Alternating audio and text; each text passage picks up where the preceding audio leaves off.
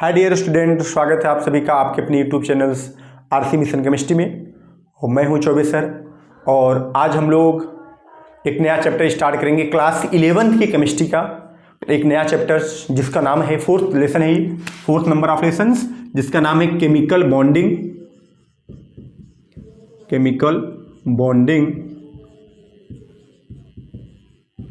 And molecular structure,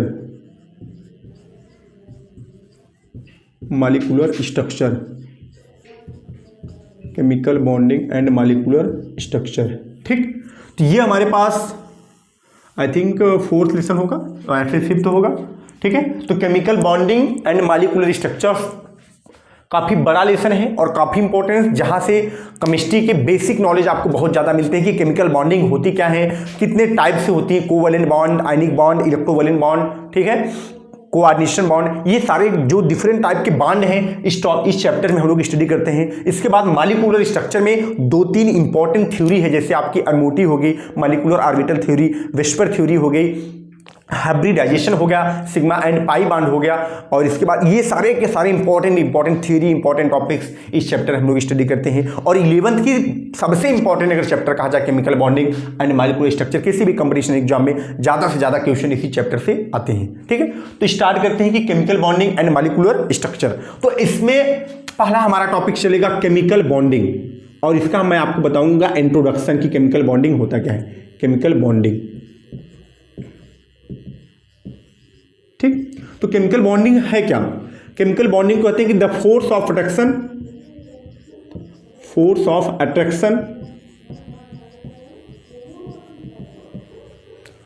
which hold various atom in different chemical species, ठीक, the force of attraction which hold various atoms in different chemical species।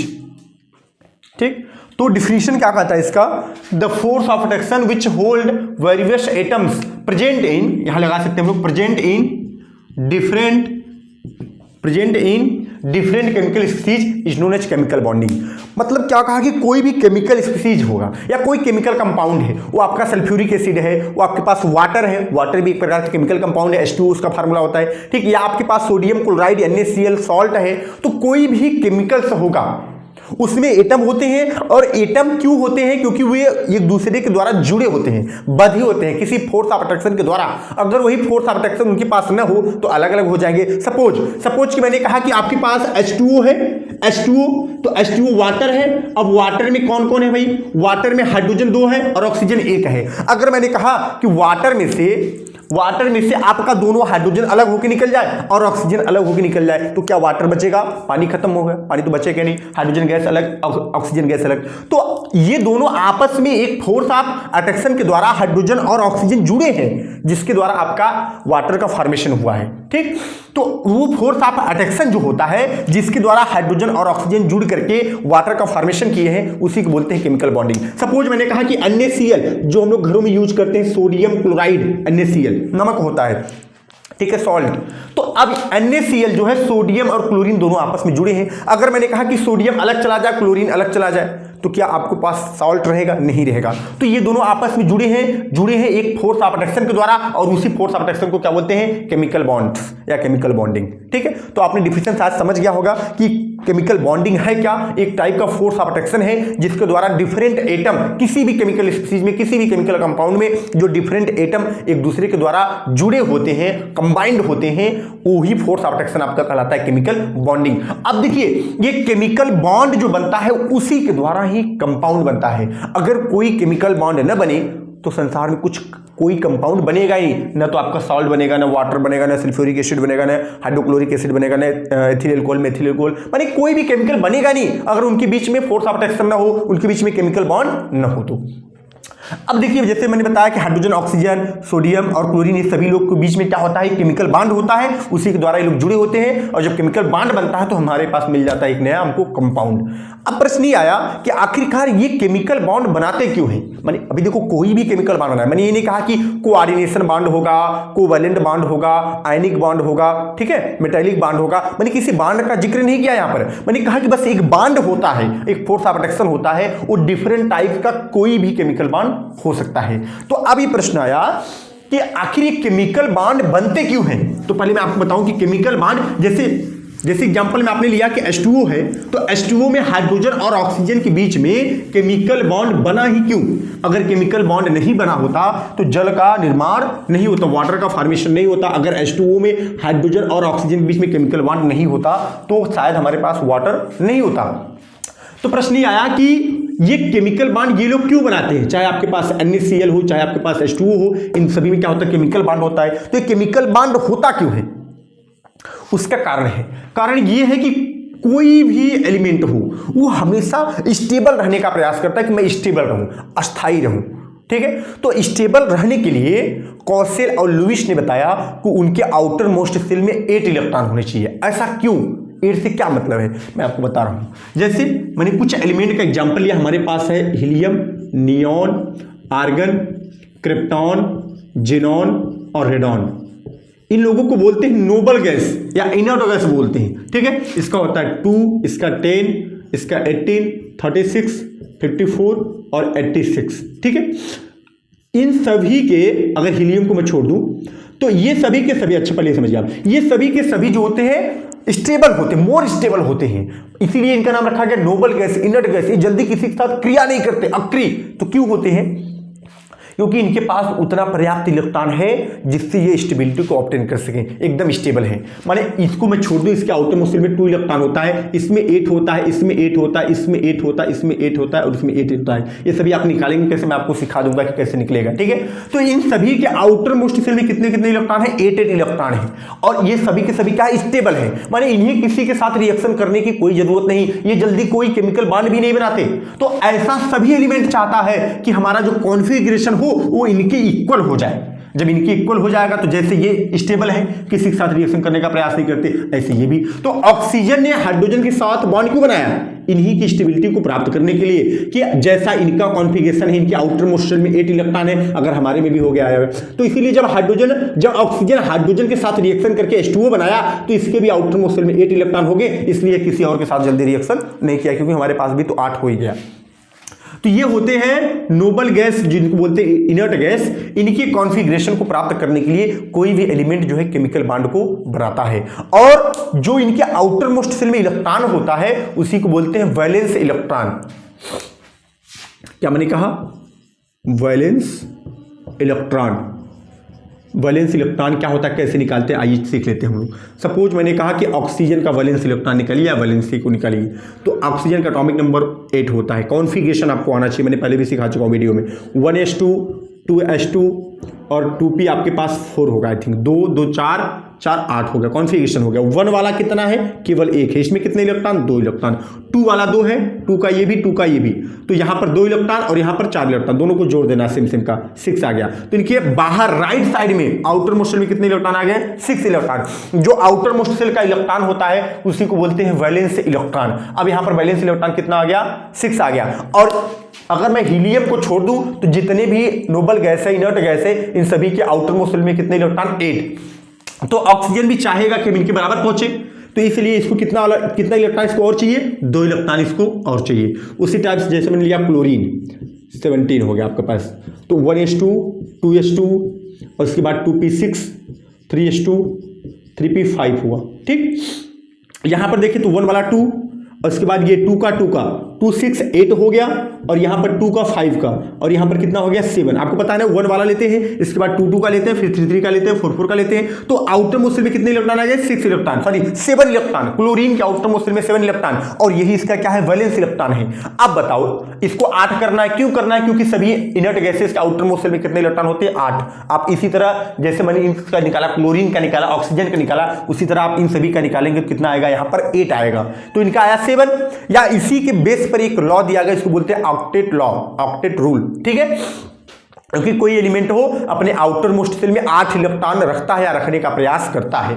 ठीक, तो अब इसको भी कितना electron चाहिए, 1 इलेक्ट्रॉन चाहिए। ठीक, इसी टाइप से जैसे मैंने ले लिया सोडियम Na11, तो Na11 का कितना है 1s2 2s2 और 2p6 3s2 3p I think 1 होता है। ठीक है, तो अगर इसका करेंगे तो कितना होगा 2 और ये 6 2 8 हो जाएगा और ये 3 का 2 1 3, सॉरी गलत हो गया, यहाँ पर यहाँ 1 होगा, 2 2 4 6 4 10 1 11 सही।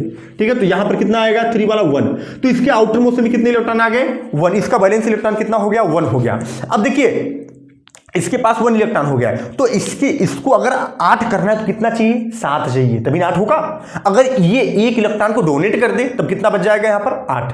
मानी कुल मिलाकर खेला किसका है 8 का ही एक खेला है, पूरा 8 का खेला है, सभी को 8 चाहिए। वो चाहे डोनेट कर दे, चाहे एक्सेप्ट कर दे, चाहे शेयर कर दे, चाहे ट्रांसफर कर दे, कुछ भी कर दे, लेकिन आउटर मोस्ट शेल में 8 इलेक्ट्रॉन एक्वायर करने की जो है उनकी चाहत होती है, उतना करने का प्रयास करते हैं और उसी चक्कर में ये बना लेते हैं केमिकल बॉन्ड। क्योंकि जब इनको जैसे इसको 1 इलेक्ट्रॉन चाहिए ना, तो दौड़ के उसके पास जाएगा जो 1 इलेक्ट्रॉन इसको दे सकता है। जैसे इसको 1 इलेक्ट्रॉन दे सकता है सोडियम, क्योंकि इसके पास 1 है आउटर मोस्ट शेल में, ये चाहेगा कि अगर मैं 1 दे दूंगा किसी को तो हमारे पास कितना बचेगा 8 बचेगा। और ये क्या चाहेगा कि अगर हमको 1 कोई दे दिया तो इसके पास कितना हो जाएगा 8। तो ये Cl और Na दोनों दौड़ के एक दूसरे के पास आ जाएंगे और ये क्या करेगा 1 इलेक्ट्रॉन को डोनेट कर देगा और ये 1 इलेक्ट्रॉन को एक्सेप्ट कर देगा और इसका भी हो जाएगा 8 और इसका यहां से हट जाएगा तो कितना हो जाएगा 8। तो दोनों जो है इसके स्टेबिलिटी को फॉलो भी कर लिए इनर्ट गैस वाले को। ठीक है, तो अब जब यह 1 इलेक्ट्रॉन को एक्सेप्ट करेगा और ये 1 इलेक्ट्रॉन को डोनेट करेगा तो यहां पर भी बन जाएगा, तुरंत बनेगा केमिकल बॉन्ड। ठीक है, या फिर ऑक्सीजन है तो ऑक्सीजन का आउटर मोस्ट शेल में कितने 6 है, इसको तो 2 चाहिए, तो 2 इलेक्ट्रॉन की किसी के साथ शेयरिंग भी कर लेता है। वो शेयरिंग क्या होता है मैं आपको बताऊंगा, वहां पर बनता है कोवैलेंट बॉन्ड, तो शेयरिंग भी कर लिया, फिर भी इसका क्या हो गया 8 हो गया। माने 8 से मतलब है चाहे जैसे होना चाहिए। ठीक है, तो इसलिए बनता है केमिकल बॉन्ड और वैलेंस इलेक्ट्रॉन वैलेंसी भी इसी टाइप से हम लोग निकालते हैं। ठीक, अब थोड़ा सा हम लोग समझते हैं कि केमिकल बॉन्ड जो है कितने टाइप्स का होता है, आपको क्या क्या कौन कौन सा केमिकल बॉन्ड इस चैप्टर में पढ़ना है। तो वैसे देखा जाए तो 6 केमिकल बॉन्ड होते हैं।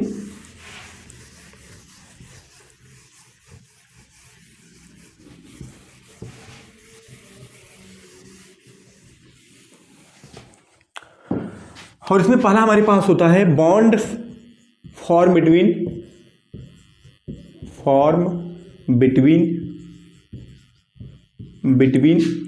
एटम।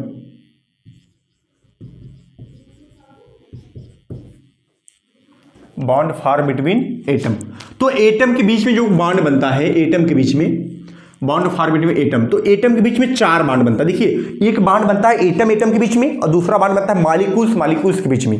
तो एटम जैसे हाइड्रोजन एटम नाइट्रोजन एटम के बीच में बन जाए, जैसे क्लोरीन और सोडियम के बीच में बॉन्ड बन गया, तो क्लोरीन का 1 एटम हुआ और सोडियम का 1 एटम हो गया, तो उसे बोलते हैं कि बॉन्ड फॉर्म बिटवीन एटम। ठीक है, तो बॉन्ड फॉर्म बिटवीन एटम, इसमें पहला हमारे पास होता है आयनिक बॉन्ड, आयनिक OR, इसी को बोलते हैं इलेक्ट्रोवैलेंट बॉन्ड, इलेक्ट्रोवैलेंट बॉन्ड। ठीक, और सेकेंड हमारे पास होता है कोवैलेंट बॉन्ड, कोवैलेंट बॉन्ड बहुत इंपॉर्टेंट है ये दोनों बॉन्ड। तीसरा होता है कोऑर्डिनेट बॉन्ड,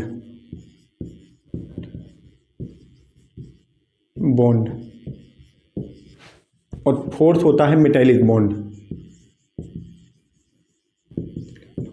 ठीक, तो बॉन्ड फॉर्म बिटवीन एटम्स, ये 4 टाइप के बॉन्ड जो है एटम के बीच में बनते हैं। पहला कौन सा बनता है आयनिक OR इलेक्ट्रोवैलेंट बॉन्ड, और सेकंड होता है कोवैलेंट बॉन्ड, और थर्ड होता है कोऑर्डिनेट बॉन्ड, और फोर्थ होता है मेटालिक बॉन्ड। ये चारों बॉन्ड बनेंगे किसके बीच में, एटम के बीच में। सपोज जैसे आपका बन गया Na और Cl के बीच में, ठीक है, ये कौन सा बॉन्ड बनेगा एटम के बीच में, इन चारों में से कोई हो सकता है। जैसे मैंने कहा कि H और O के बीच में बॉन्ड बनता है और बनता है H2O आपका, तो ये भी एक एटम है, ये भी एक एटम है, तो दोनों एटम के बीच में कौन सा बॉन्ड बनेगा, इन 4 में से कोई भी हो सकता है। ठीक है, तो ये 4 बॉन्ड किसके बीच में बनते हैं, फॉर्म बिटवीन एटम्स, और 2 बॉन्ड ऐसे होते हैं जो बनते हैं फॉर्म बिटवीन मॉलिक्यूल्स। ठीक है, तो इसको आप नोट कर लीजिए।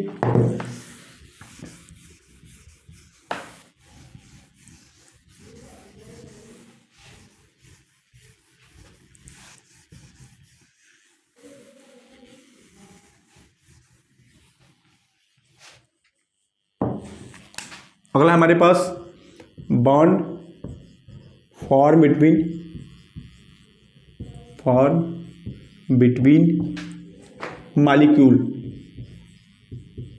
मॉलिक्यूल्स, ठीक है। तो मॉलिक्यूल्स के बीच में मैंने आपको बताया 2 बॉन्ड बनता है।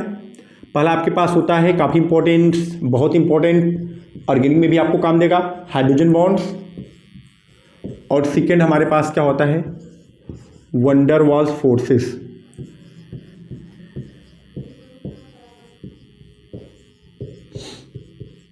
ठीक है, तो 2 ऐसे केमिकल्स बॉन्डिंग है, फोर्स ऑफ अट्रैक्शन है जो बनता है बिटवीन मॉलिक्यूल्स, एक मॉलिक्यूल से दूसरे मॉलिक्यूल्स में। जैसे हाइड्रोजन बॉन्ड तो बहुत इंपॉर्टेंट है, जो वाटर होता है ना, जल लिक्विड स्टेट में क्यों होता है, due to presence of hydrogen bond, वहां पर क्या होता है, हाइड्रोजन बॉन्ड्स होते हैं। ठीक है, तो H2 और H2 के बीच में हाइड्रोजन बॉन्ड होता है, इसके कारण H2 आपस में जुड़े होते हैं। तो यहाँ पर हाइड्रोजन बॉन्ड काफी इंपॉर्टेंट है। Van der Waals forces, force of attraction होता है, इसको भी हम लोग पढ़ेंगे। ठीक है, तो ये दोनों टॉपिक्स आएंगे बॉन्ड फॉर्म बिटवीन मॉलिक्यूल्स। तो यहाँ पर केमिकल बॉन्ड देखा जाए तो 4 है, वहां पर सॉरी फॉर्म बिटवीन एटम में 4 है और फॉर्म बिटवीन मॉलिक्यूल्स में 2 हैं। इन सभी केमिकल्स बॉन्ड को हम लोग एक एक करके स्टडी करेंगे। आज की वीडियो में बस इतना ही करते हैं। Thank you so much.